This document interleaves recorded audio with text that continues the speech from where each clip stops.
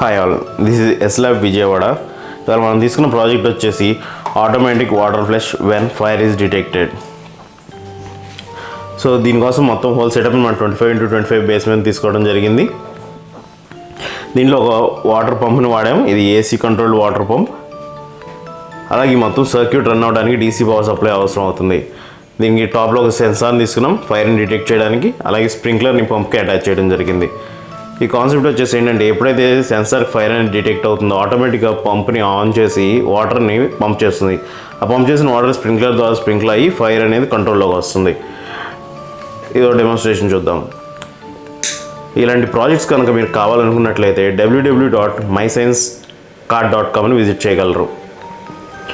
అదేవిధంగా ఈ వెబ్సైట్లో మనకి అందుబాటులో దీనికి కావాల్సిన రా మెటీరియల్ కూడా ఉంటుంది.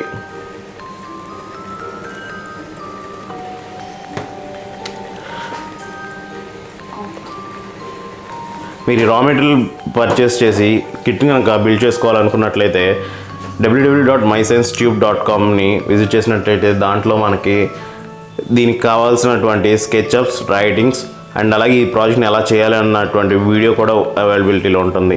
దాన్ని చూసుకుని మీరు ఓన్గా బిల్డ్ చేసుకోవడానికి అవకాశం ఉంటుంది. Please do like, share and subscribe to our channel. Thanks for watching.